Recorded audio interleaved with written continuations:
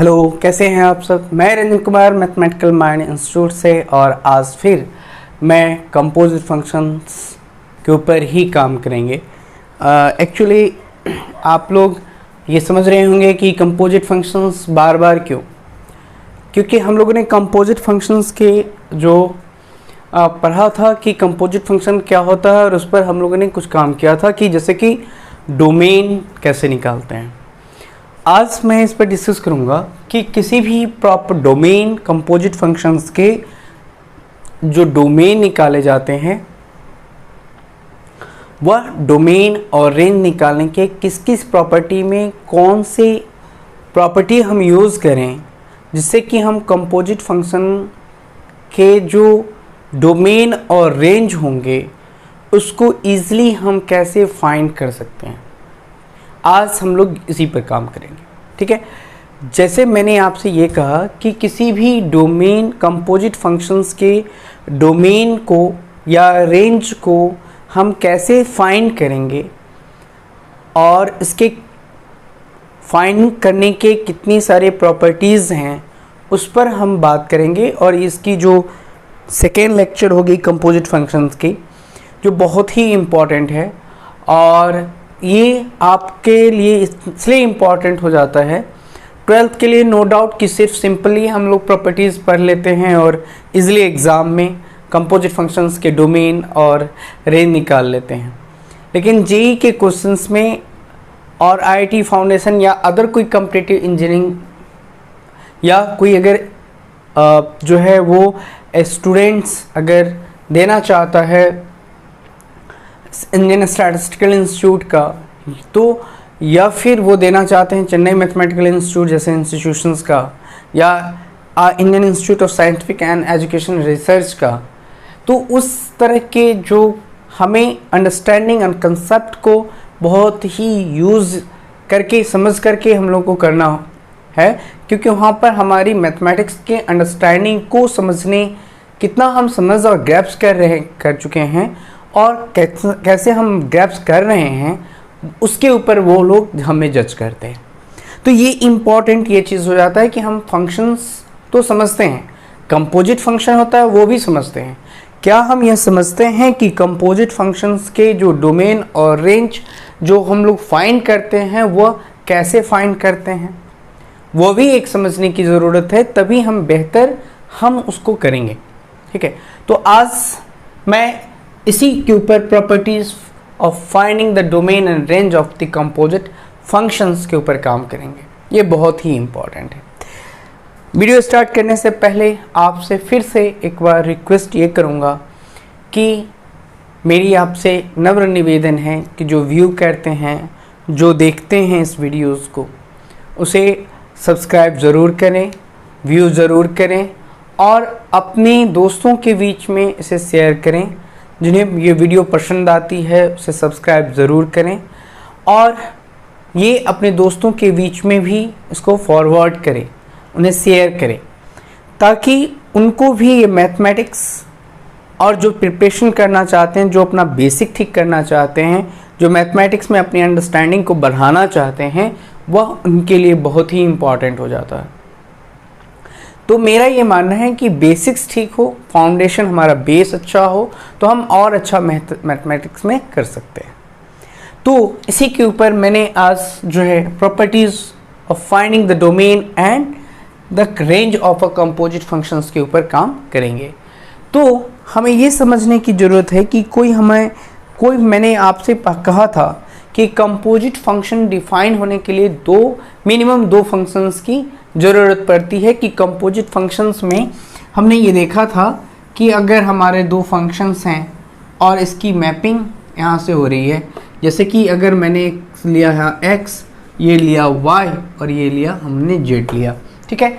तो अगर ये मुझे पता है कि इसकी फंक्शन f ये ऑपरेट करता है और ये दूसरा फंक्शन है g, तो अब मैं यहाँ से देखता हूँ कि f such that x tends to y ये हो रहा है, एंड यहाँ से मैं लिख सकता हूँ कि g such that y tends to z।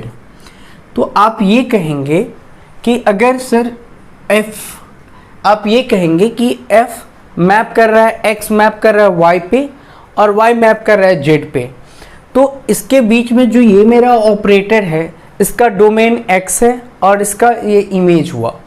अब g के लिए यह क्या हो गया, डोमेन, और इसके लिए g के लिए क्या हो गया, रेंज या सॉरी इमेज।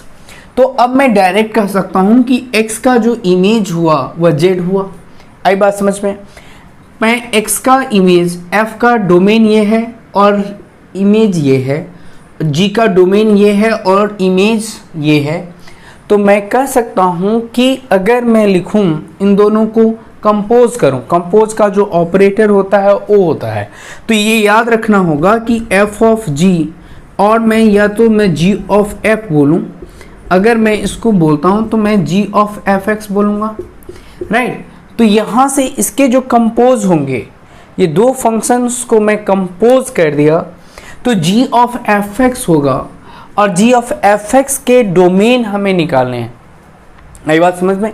क्योंकि ये ज़रूरी है कि अगर हमारे पास मिनिमम 2 से ज़्यादा फंक्शन हो सकता है, लेकिन मैं यहाँ पर 2 फंक्शंस या 2 से ज़्यादा फंक्शंस के बारे में बात जब करूँ तो हम कंपोजिट फंक्शन की बात करेंगे। तो यहाँ पर मैंने ये बात किया कि अगर यहाँ पर 2 फंक्शंस हैं f एंड g, और f की मैपिंग x से y हो रही है और g की मैपिंग y से z हो रही है, तो इसका जो f का जो डोमेन है वह x है और इमेज ये है, और g का डोमेन y है और इमेज उसका z है। तो इसका जो f ऑफ g का जो डोमेन होगा वह हमारा क्या होगा, डोमेन ऑफ fx होगा, right. Domain of fx, domain of fx क्या हो गया, यहाँ से x, ये जो x हुआ ये इसका डोमेन हो गया, और इसका जो इमेज, यानी हम ये कह सकते हैं कि g का जो इमेज हुआ, यानी f का जो इमेज हुआ और g का डोमेन हुआ, राइट। तो पूरा का पूरा मैं ये बोल सकता हूँ RF is the subset of g, मैं ये बोल सकता हूँ RF is the subset of y, बोल सकता हूँ। क्यों बोल सकता हूँ? सिंपल है समझना, मैंने यही बार बार आप लोग से कहा है कि x का f के लिए क्या है, डोमेन, इमेज इसका y है, तो f के लिए रेंज ऑफ y, मैं RF को क्या लिख सकता हूँ, range of f is the subset of y, right. तो ये हम बोल सकते हैं। तो इसका जो रेंज होगा ना, range of f is subset of y, तो यहाँ से इसको मैं बोल सकता हूँ क्या, कि गॉफ जो डिफाइन होगा वह range of subset of, range of f is a subset of y, ये हमारा क्या होगा, डोमेन होगा, डोमेन ऑफ g। तो डोमेन ऑफ g मैं इसको लिख सकता हूँ, domain of g is equals to range of f is subset of y, ये इसका क्या होगा, domain of g is the range of f is the subset of y। तो अब समझ में आ गया कि डोमेन ये इसी के बराबर होगा ना, f की जो इमेज हुई, g का वह डोमेन हुआ, तो y is the subset of z, y is तो यहाँ से मैं ये लिख सकता हूँ कि range of f is the subset of y, जो g का क्या हो गया, डोमेन हो गया। अब यहाँ से ये ऐसा प्रश्न उठता है, क्वेश्चन ये उठता है कि गॉफ का जो फंक्शन होगा वह इसका डोमेन क्या होगा।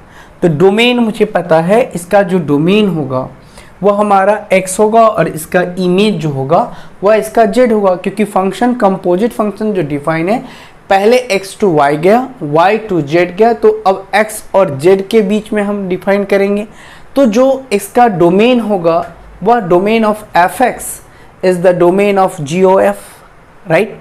एंड इमेज या हम रेंज बोलें g इसका, तो इन दोनों के बीच का 2 फंक्शन है, उन दोनों के बीच का जो इंटरसेक्शन होगा, डोमेन का इंटरसेक्शन होगा, वही हमारा क्या होगा, उसका डोमेन होगा।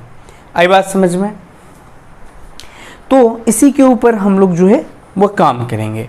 तो ये हमारा बेसिक चीज़ था जिसको समझने की पहली प्रॉपर्टीज यही कहती है इसका, कि अगर आपको डोमेन निकालना है तो यहाँ से मैं डोमेन निकाल सकता हूँ कि अगर 2 फंक्शन डिफाइन कर रखा है f such that extending to y and g such that y tending to z, so f of g बोलूँ या f of gx बोलूँ तो g is fx। तो पहले इसके डोमेन की बात करेंगे, तो इसका डोमेन जो होगा वह क्या होगा, x होगा, और gx की डोमेन यहाँ से क्या होगा, y होगा।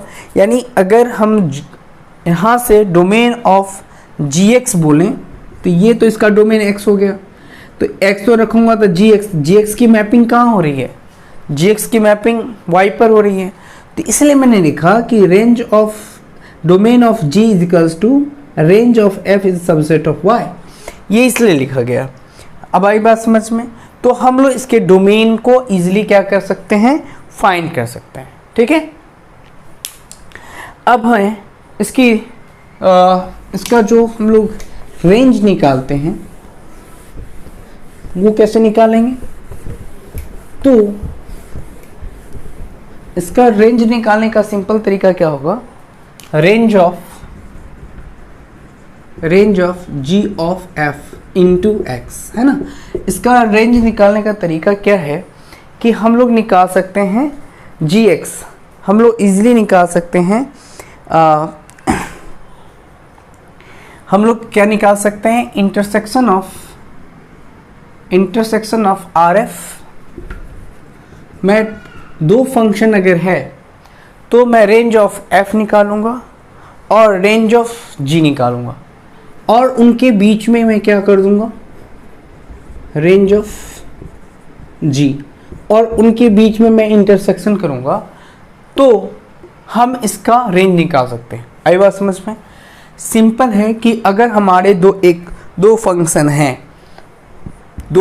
हैं तो पहला स्टेप में सिंपली क्या करना होगा, तो पहला स्टेप में हमें ये करना होगा कि मैंने यहाँ से range of g is equals to क्या होगा, निकाल लेना है।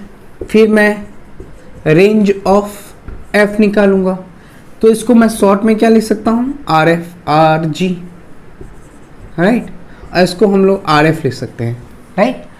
जब हम दोनों के रेंज निकाल लेंगे तो हमारा इसका क्या लिख सकते हैं, जो कॉमन यहाँ से निकलेगा, यानी जो कॉमन हमारा रेंज होगा, इन दोनों के इंटरसेक्शन से जो कॉमन नंबर होंगे, कॉमन आएगा फंक्शन, डोमेन आएगा, सॉरी कॉमन रेंज आएगा, वही हमारा क्या होगा। तो मैं अब बोल सकता हूँ कि रेंज ऑफ गॉफ या फॉग हम बोल सकते हैं is equals to range of f intersection range of g बोल सकते हैं। तो ये निकालना हमारे लिए क्या हो जाता है, आसान हो जाएगा। अब मैं आप लोगों को ये सेकेंड प्रॉपर्टी ये कहता है इसका कि अगर कोई फंक्शन, हमारे पास दो फंक्शन है, राइट, हमारे पास क्या है, दो फंक्शन ले लेते हैं, एक fx लेते हैं और दो एक gx लेते हैं, ठीक है। तो लेट fx एंड gx भी टू फंक्शंस लेते हैं, और ये जो दो फंक्शन होगा वो हमारा क्या होगा, इंक्रीजिंग फंक्शन होगा। मैं मानता हूं कि fx and gx are we two functions are increasing. तो अगर f एंड g भी टू फंक्शंस आर इंक्रीजिंग, और यह मैं बोल सकता हूँ two function in their respective, तो यहाँ पर जो fx है एंड gx है, two functions are increasing in their respective domain. तो अगर कोई fx और gx जो है वो अपने डोमेन में, मतलब ये f है, ये अपने डोमेन में क्या होगा, इंक्रीज करेगा, gx अपने डोमेन में इंक्रीज कर रहा है, तो देन मैं लिख सकता हूँ f ऑफ g, यहाँ से मैं क्या लिख सकता हूँ, f ऑफ g, या हम लोग ऐसे लिख सकते हैं g of f is also increasing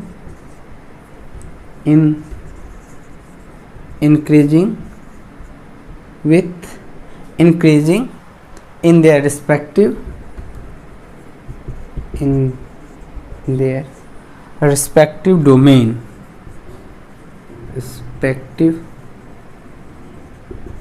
domain, right.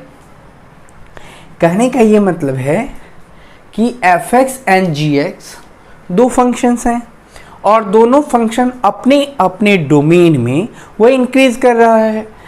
तो अगर ये और ये फंक्शन इंक्रीज करेगा तो यह भी इंक्रीज करेगा, यानी उसके कंपोजिशन जो होंगे वह भी इंक्रीज करेगा। जब इसके कंपोजिशन इंक्रीज करेगा तो एक अगर ये दोनों ये इंक्रीज कर रहा है तो ऐसा हो सकता है कि रिस्पेक्टिव डोमेन, इफ अब ऐसा हो ये अपने अपने डोमेन में इंक्रीज कर रहा है तो ये फंक्शन भी क्या किया, इंक्रीज किया।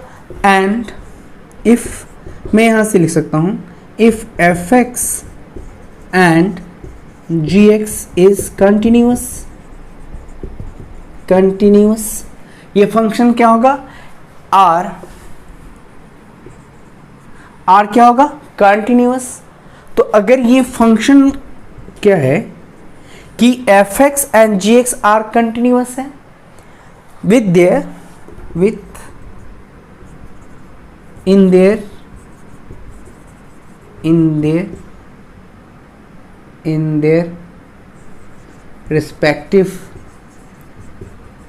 Respective domain. तो ये अपने रिस्पेक्टिव डोमेन में अगर ये दोनों फंक्शन क्या हो रहा है कंटिन्यूअस है, then f g of f is also continuous। तब प्रश्न ये उठता है कि अच्छा इसका डोमेन कैसे निकालेंगे। तो इसका जो fx का जो यहाँ पर मैं लिख सकता हूँ, तो ये अगर हम लोग यहाँ से क्या लिख सकते हैं, तो इन दोनों के बीच का क्या होगा, f और g के बीच का हमें एक कॉमन डोमेन मिलेगा, है ना। सो मैं लिख सकता हूँ कि common domain of fx and gx क्या मिलेगा, अल्फा एंड बीटा। या तो मैं इस फॉर्म में लिखूं और मैं अल्फा बीटा लिख सकता हूं। तो अगर मैं अल्फा बीटा लिखूं तो पहले कौन ऑपरेट करेगा, f वाला, ऑब्वियस है। तो मैं इसको लिख सकता हूं द डोमेन ऑफ इसका लिखूंगा g of f of g of f is equals to क्या होगा, यहाँ से इसको मैं लिख सकता क्या हूँ, तो जो कॉमन डोमेन मैंने बता दिया कि इन दोनों के बीच का कॉमन डोमेन अल्फ़ा और बीटा होगा, यही इसका गॉफ का डोमेन होगा। तो इसका जो हमें निकला वह अल्फ़ा और बीटा निकलेगा और ये अल्फ़ा बीटा निकलेगा। बट अब यहाँ पर प्रश्न उठता है कि रेंज कैसे निकलेगा, है ना। रेंज जब दो फंक्शन इंक्रीज भी कर रहा है और कंटिन्यूअस भी है ना।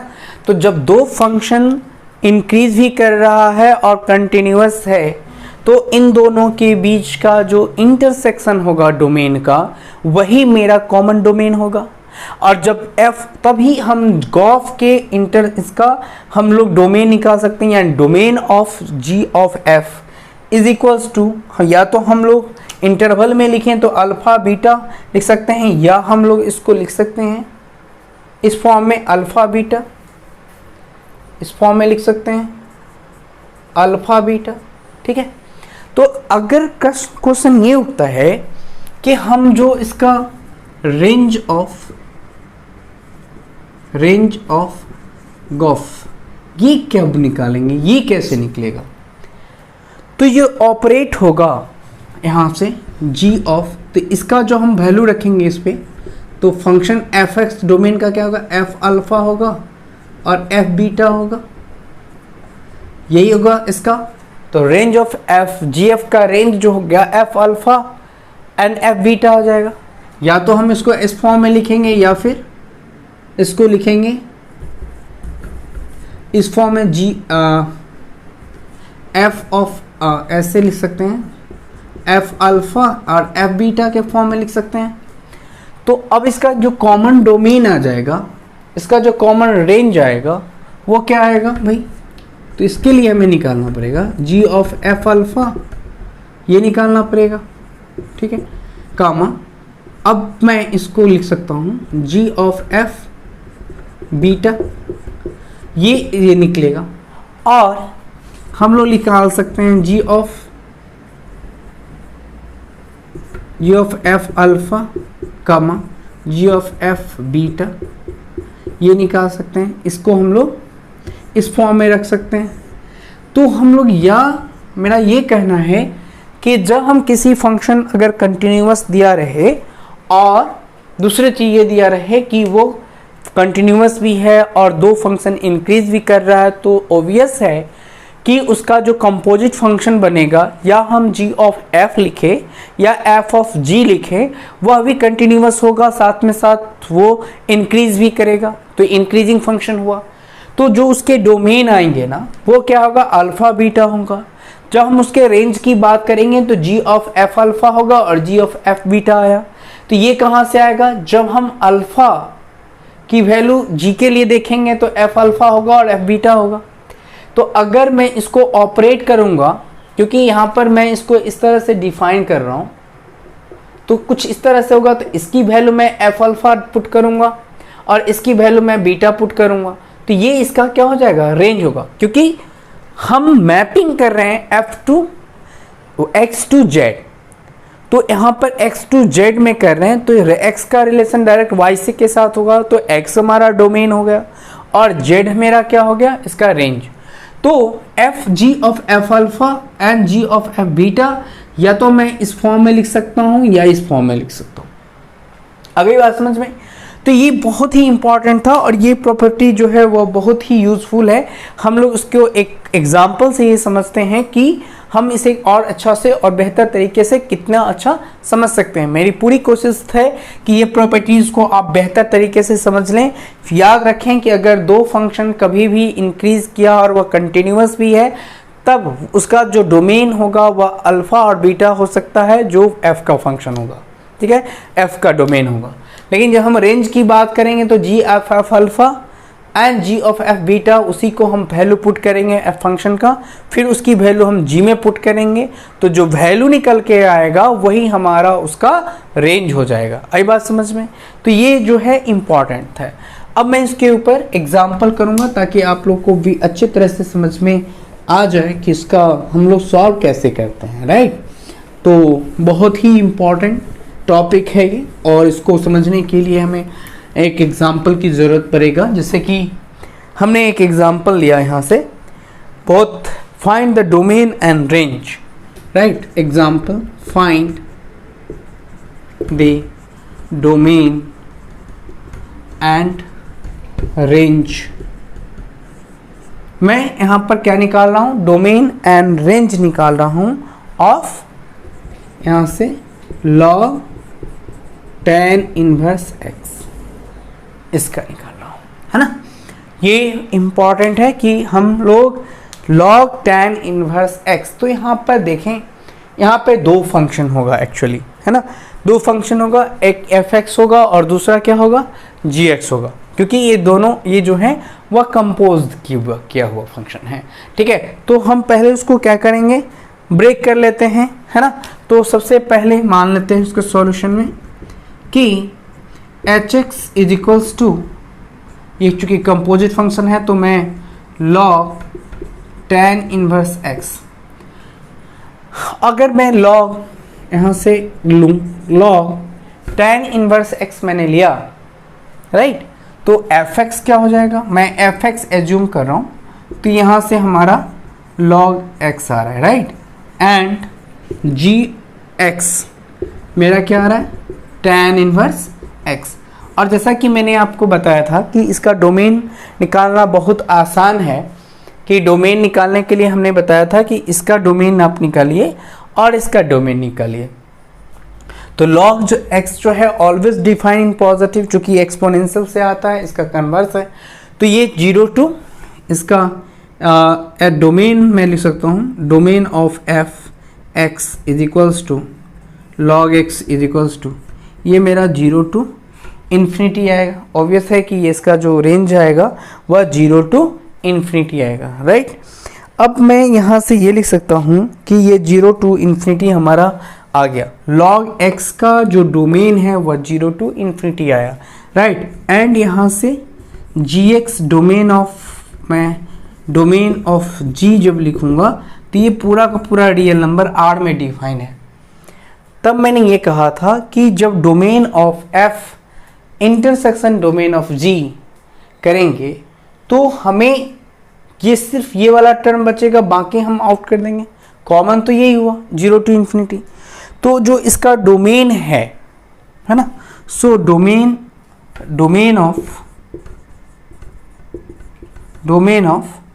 जी of F, domain of G of F of G, right, yes, F of G.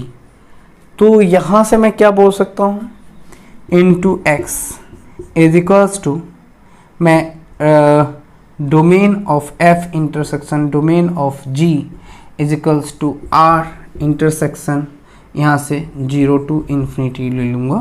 तो यहाँ से मुझे मिला 0 टू इन्फिनिटी मिल गया। तो इसका जो डोमेन होगा, domain of F of G into X, ये हमारा 0 टू इन्फिनिटी ही आएगा। तो ये आप समझ गए होंगे कि जब हम फॉग या गॉफ की बात करें तो उसके डोमेन जो निकलेगा वो हमारा 0 टू इन्फिनिटी ही निकलेगा। अब मेरा ये कहना है कि अगर हमने 0 टू इन्फिनिटी हमारा x निकला, तो जैसे ही मैं यहाँ से अगर मैं इसकी वैल्यू लिखूँगा tan 0 और tan इन्फिनिटी ही लिख सकता हूँ, तो क्या होगा, tan 0 tan इनवर्स 0 और tan इनवर्स इन्फिनिटी, जैसा कि इसमें दिया हुआ है। तो यहाँ से fx में हमने अल्फ़ा बीटा निकाल ली और अब मैंने अल्फ़ा की वैल्यू हो गई 0, अब बीटा की हो गई इन्फिनिटी। तो मैं यहाँ से क्या लिख सकता हूँ, इसका range of g of f है ना, range of f of g है ना। तो मैं क्या लिख सकता हूँ, लॉग, मैं यहाँ से tan इनवर्स बाय, इसको एक्सप्लेनेशन दे रहा हूँ, 0 और यहाँ पर होगा tan इनवर्स इन्फिनिटी है ना, ये आ जाएगा। तो इसको मैं लिख सकता हूँ g ऑफ tan इनवर्स 0 क्या आएगा, इसकी वैल्यू tan इनवर्स 0 की वैल्यू हमारा इन्फिनिटी आएगा। तो मैं इसको लिख सकता हूँ 0, ठीक है। तो ये जो इन्फिनिटी डिफाइन होगा वह हमारा क्या आएगा, इसकी जो वैल्यू आएगा वह 0 होगा और इसकी वैल्यू क्या होगी, पाई2 पर वो इन्फिनिटी होगा क्योंकि कॉस, राइट। तो ये पाई2 हो गया। तो जब इसका हम डोमेन निकालेंगे तो यहाँ पर लिख सकता हूँ क्या, log of tan inverse 0, okay, ये लिख सकता हूँ और ये आ जाएगा, राइट। और इसका क्या आएगा, लॉग ऑफ tan इनवर्स, ये इन्फिनिटी दे देगा, राइट, ये देगा ना। तो अब आप देख सकते हैं मैंने यहाँ पर 2 पार्ट में बांट दिया। अब आप खुद तय करें कि log 0 और log पाई2। तो यहाँ से मुझे मिला इसका जो रेंज है, range of f of g into X is equals to log, अब log क्या हो जाएगा, 0 है ना, और log क्या हो जाएगा, log इन्फिनिटी का मैं पाई2 लिख दूं क्योंकि इसकी वैल्यू तो यही आ रहा है। तो यहाँ पर मैं यहाँ से ये लिख सकता हूँ कि log 0 क्या होता है, log 0 1 होता है ना। तो यहाँ पर मैं इसका रेंज अगर मुझे डिफाइन करनी है तो मैं यहाँ से लिख सकता हूँ range of f of g x is equals to 1 and log पाई2, दिस इज द आंसर। तो हम लोग ने ये समझा कि जिस तरह से हम लोग डोमेन निकालते हैं फंक्शंस के, उसी तरह से हम लोग कंपोजिट फंक्शंस के डोमेन निकालते हैं और जो डोमेन निकल के आता है उसको हम वैल्यू, फिर उसका जो वैल्यू होता है, चूँकि हम x में देख चुके हैं, अब हमको कहाँ देखना है, थर्ड वाले स्टेज में देखना है जो उसको डायरेक्ट उसका रेंज दिखाएगा। तो हम लोग इसको यहाँ पर मैंने क्या निकाला, पहले tan उसके जो डोमेन थे वो निकाले। उसके बाद हमने कंपोज जो वैल्यू था उसको मैंने उसके डोमेन में fx gx में पुट करी भरी। अब मैं वहाँ से फिर मैं क्या कर रहा हूँ कि वो जो वैल्यू निकल के आ रहा है फिर मैं इसमें पुट कर रहा हूँ। तो ये जो 1 log π/2 जो निकलेगा वह उसका क्या होगा, सीधा सीधी रेंज निकलेगा। तो आप समझ गए होंगे कि किसी भी फंक्शंस के डोमेन और रेंज कैसे निकालते हैं। ये हमारा फर्स्ट स्टेप था, फर्स्ट प्रॉपर्टीज थी कि हम कैसे किसी को अगर इंक्रीजिंग फंक्शन है और वह कंटिन्यूअस भी है तो हम उसके डोमेन को कैसे निकालेंगे। चूंकि ये एक कंपोजिट फंक्शन है तो कंपोजिट फंक्शन में ये कैसे हम लोग सॉल्व करें वो इम्पॉर्टेंट है और इसको समझने की ज़रूरत थी। अब मैं बात करूंगा सेकेंड प्रॉपर्टीज़ की, ठीक है। तो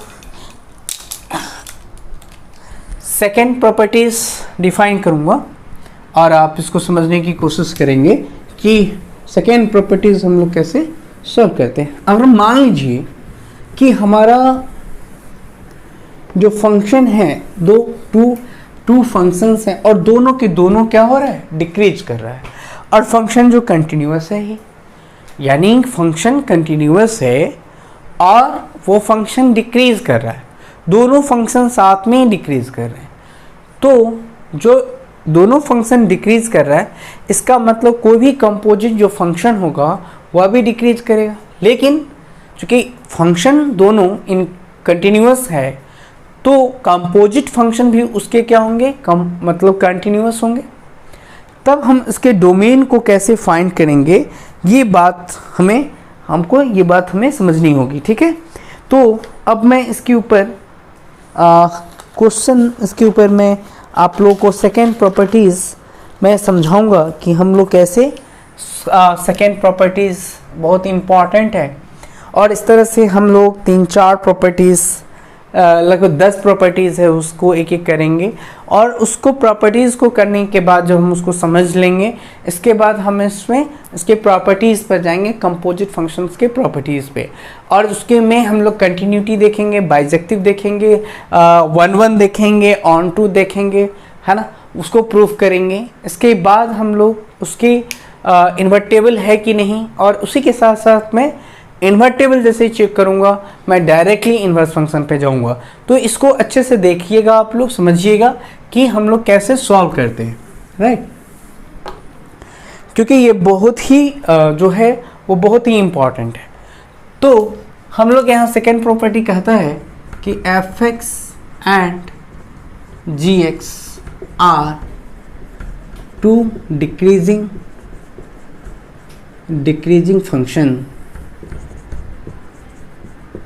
function of in their respective property, respective domain, right। respective domain में वो क्या हो रहा है, वो डिक्रीज कर रहा है। एंड देन मैं लिख सकता हूँ कि g of f is also decreasing function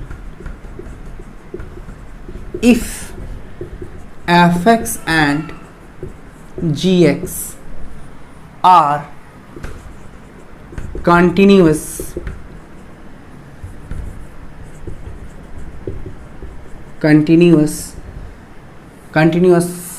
on in their respective domain, then g of f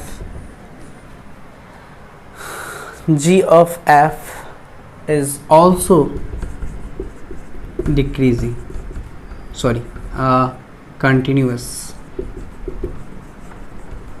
then तो इसके जो डोमेन होंगे वो हमें क्या होगा, देन देयर डोमेन ऑफ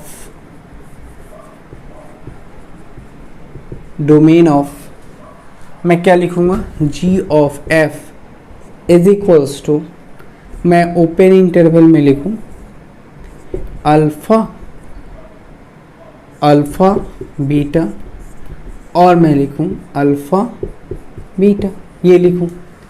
तो अगर मैं इसके जो रिस्पेक्टिव, ये कंटिन्यूअस है बट डिक्रीज कर रहा है, तो जब डिक्रीज कर रहा है तो मुझे इसके जो डोमेन मिलेंगे वो अल्फ़ा बीटा एंड इसका एफ ऑफ अल्फ़ा बीटा और ये मिलेगा। तो हम लोग इसके जब रेंज की बात करेंगे तो सबसे पहले रेंज ऑफ एफ की बात करेंगे, रेंज ऑफ एफ की बात करेंगे, राइट। तो रेंज ऑफ एफ क्या होगा, F of alpha and F of beta हो जाएगा, या मैं ऐसे लिख सकता हूँ एफ ऑफ अल्फ़ा और एफ ऑफ बीटा। अगर ऐसा है तो मैं रेंज ऑफ गॉफ की बात कर सकता हूँ, तो मैं जी ऑफ एफ अल्फ़ा लिख सकता हूँ और जी ऑफ एफ अल्फ़ा बीटा लिख सकता हूँ। और या तो मैं ये लिखूँ, यहाँ पर मैं लिखूँ जी ऑफ अल्फ़ा ओपन इंटरवल में अल्फ़ा, और मैं जी ऑफ अल्फ़ा बीटा लिखूँ। तो ये मेरा क्या गया, यहाँ से मैंने दो चीज़ निकाली है ना, यहाँ से दो चीज़, अगर फंक्शन कंटिन्यूअस है और वो डिक्रीज भी कर रहा है तो हम आसानी से इसकी डोमेन और इसके रेंज को फाइंड कर सकते हैं। तो ये हमें समझना है कि फंक्शंस के डोमेन को हमें कैसे फाइंड करनी है और उसको कैसे उसको सॉल्व करनी है, ठीक है। तो तरीका एक ही है, हम लोगों ने जैसे किया, एक तरीका है, दूसरे तरीका, सिर्फ प्रॉपर्टी याद रखना है, ये डिक्रीज करेगा तब क्या यूज़ करना है, इंक्रीज करेगा तब क्या यूज़ करना है, फटाफट क्वेश्चंस जो है वो लगने शुरू हो जाएगा। तो ये जो है बहुत इम्पॉर्टेंट है और इसको समझने की हमें कोशिश करते रहना चाहिए। और इसके ऊपर मैं एक एग्जांपल देखता हूँ, ठीक है। तो क्वेश्चन ये कहता है कि find domain and range of the F of G is equals to, F of G मुझे अगर दिया हुआ है फंक्शन का, मुझे नहीं पता, find domain and range of the function, composite function है, ठीक है, ई का पावर माइनस कॉट एक्स, ये दिया हुआ है, ई का पावर माइनस कॉट एक्स दिया हुआ है। तो मुझे पता है कि ई का पावर कॉट एक्स को हमें ये भी पता है, एक एक चीज़ मैं पता कर लूँगा और इसको इजीली हम लोग सॉल्व कर लेंगे, राइट। तो इजीली सॉल्व करने के लिए हमें क्या चाहिए, तो सॉल्व करने के लिए पहले मैं इसको एच एक्स मान लूँ सॉल्यूशन में, क्योंकि ये तो हमें कंपोजिट फंक्शन दे रखा है ना। तो मैं इसे एच एक्स मानता हूँ इज इक्वल्स टू ई का पावर माइनस कॉट एक्स, बहुत आसान है, ई का पावर कॉट इनवर्स एक्स दे रखा है, कॉट इनवर्स एक्स दे रखा है, ठीक है। तो यहाँ से मैं लिखूँगा इसके जो ये किसके बराबर होगा, तो जी ऑफ एफ के बराबर होगा, राइट। तो यहाँ पर मैं एफ एक्स किसको मानूँ, ई का पावर माइनस एक्स को, एंड जी एक्स किसको मानूँ, ई का पावर माइनस यानी कॉट इनवर्स एक्स को मानूँ। आई बात समझ में कि अगर मैं यहाँ से क्या कर सकता हूँ, जी एक्स, इसको जी एक्स मान लीजिए और इसको एफ एक्स मान लीजिए कि ये दिया हुआ है, राइट। तो इसका अब हमें डोमेन निकालना है। तो यहाँ पर डोमेन कैसे निकलेगा, domain of G is equals to, ये पूरा का पूरा आर में डिफाइंड होगा, चूँकि रियल वैल्यू फंक्शन है तो ऑब्वियस है कि ये आर में डिफाइन होगा। और domain of R, domain of F, ये हमेशा आर में डिफाइन होगा, और आर में क्यों डिफाइन होगा यहाँ से ये देखना है। तो चूंकि यह भी आर में है, यह भी आर में है, तो इसका सिंपल तरीका है कि डोमेन ऑफ कोई डोमेन ऑफ यहाँ से मैं G domain of G intersection domain of F करूँगा, दोनों के लिए कॉमन आर में आ जाएगा, इसलिए इसका डोमेन हमारा आर मिल गया। लेकिन जब मैं इसका रेंज की बात करूँगा, ठीक है, तो रेंज की बात करूँगा, चूँकि वो एफ एक्स है और हमें जी ऑफ एफ एक्स निकालना था, तो मैं यहाँ से इसकी रेंज, यहाँ पर एफ एक्स की जो रेंज होगी वह माइनस इन्फिनिटी से इन्फिनिटी होगी, राइट। तो मैं यहाँ से लिख सकता हूँ e का power minus cot inverse infinity minus infinity और e का पावर माइनस कॉट का पावर प्लस इन्फिनिटी, ये लिख सकता हूँ। तो इन्फिनिटी जो होगा वो हमारा f ऑफ इन्फिनिटी, तो ये तो हमारा माइनस इन्फिनिटी जो है वह क्या देगा 0, लेकिन ये क्या दे देगा इसका, ये इन्फिनिट पाई। चूँकि कॉट, एक मिनट, कॉट इन्वर्स इन माइनस इन्फिनिटी ये देगा 0 और कॉट इन्वर्स इन्फिनिटी ये देगा पाई, क्योंकि यहाँ पर साइन कॉस बाय साइन होगा तो इन्फिनिटी आएगा, तो ये पाई ही हो गया। यानी e का पावर मैं ये से लिख सकता हूँ। तो अगर मुझे इसका रेंज निकालना है, range of g of f of g, तो इसका हम लोग लिख सकते हैं e का पावर 0 एंड e का पावर पाई, ये लिख सकते हैं। तो e का पावर 0 1 आ गया और e का पावर पाई हो गया, तो ये इसके क्या निकल गए, डोमेन। तो अब आप समझ गए होंगे कि हम इसका डोमेन कैसे निकालते हैं, इसके डोमेन को निकालने की प्रोसेस क्या है, तरीका क्या है। तो नेक्स्ट क्लास में मैं इसी प्रॉपर्टीज़ को कंटिन्यू करते हुए, 2-3 और बच के हैं, सब एक ही जैसे हैं, इसलिए बहुत ज़्यादा कुछ बताने के लिए नहीं है। उस पर हर एक टाइप के क्वेश्चंस मैं आप लोग को बता दूंगा और आप आसानी से अब क्वेश्चंस को सॉल्व कर सकते हैं। देखिए एक ही तरह से सब सॉल्व होता है, तो हम लोग आसानी से फंक्शंस को क्या कर सकते हैं, सॉल्व कर सकते हैं। नेक्स्ट वीडियोस में हमने 2-3 और प्रॉपर्टीज़ सॉल्व करेंगे, कुछ डिफरेंट होगा लेकिन उसके एग्जांपल्स ज़्यादा करेंगे। और इसके साथ साथ मैं आप लोगों को एक कंटेंट जो है वह इम्पॉर्टेंट कंटेंट है, जिसमें हम लोग 1 on 2 into के बारे में डिस्कस करेंगे और कंपोजिट फंक्शन की 1 on 2 into and bijective functions को चेक करेंगे। Then we have properties of composite function, then we will start new topic. Thank you very much.